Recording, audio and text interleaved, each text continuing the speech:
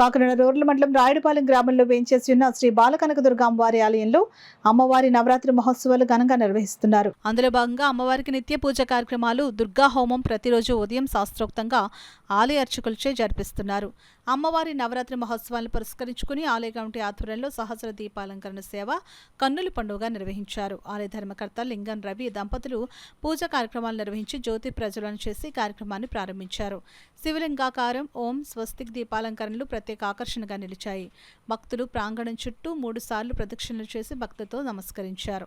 ఈ కార్యక్రమంలో ఆలయ కమిటీ గౌరవ అధ్యక్షులు పి. పెద సత్యం, ఆలయ కమిటీ అధ్యక్షురాలు మీనబిల్లి తలుపులమ్మ, కమిటీ సభ్యులు చోడిశెట్టి రామారావు, ప్రభావతి, రమణ, శేషాద్రి నగర్ వాసులు పాల్గొన్నారు.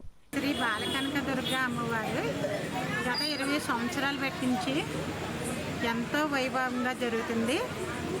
దాని నిమిత్తంగా సహస్రనామ దీపారాధన జరుగుతుంది. ఒక్కొక్క దీపము 1,000 దీపాలుగా దర్శనం అవుతుంది. 1000 మంది వరకు మహిళలు ఇక్కడ ఇచ్చేసి ఈ దీపాలంకరణ సేవలో నిమగ్నమై వారు అమ్మవారి ఆశీస్సు తీసుకుని భద్రలక్ష్మి గారు చెప్పినట్టుగా ఒక్కొక్క దీపం 1,000 దీపాలను వెలుగు ఎంతోమందికి వెలిగించేటువంటి దీపాలుగా అమ్మవారిని కొలుస్తూ అమ్మవారి ఆశీస్సులు తీసుకుంటూ ఈరోజు ఈ కార్యక్రమాన్ని పూర్తి చేసుకోవడం జరిగింది. తదుపరి బుధవారం రోజున బాలబాలికలకి సరస్వతి పూజ కార్యక్రమాన్ని ఏర్పాటు చేస్తున్నాం.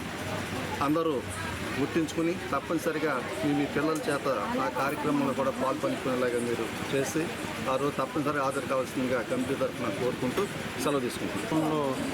ఈరోజు 5వ అవతారం చండీ రూపంలో ఉన్న అమ్మవారు వారి మొక్కులను తీరుస్తుందని చెప్పి ప్రగాఢ విశ్వాసంతో ఈ దీప కార్యక్రమం పెట్టడం జరిగింది. ఇది పెద్ద ఎత్తున ప్రతి సంవత్సరం జరుగుతూ వస్తుంది.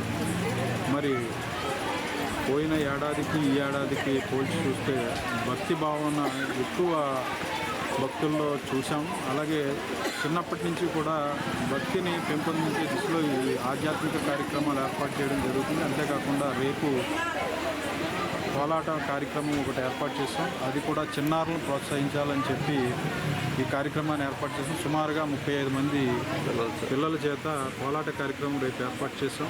దానికి కూడా పెద్ద ఎత్తున భక్తులందరూ ఇక్కడికి వచ్చేసి ఈ కార్యక్రమాన్ని దిగ్విజయంగా కొనసాగిస్తారని, తిలకిస్తారని ఆశిస్తూ మీ ద్వారా వాళ్ళందరూ కూడా ఈ విషయాన్ని తెలియజేస్తూ సెలవు.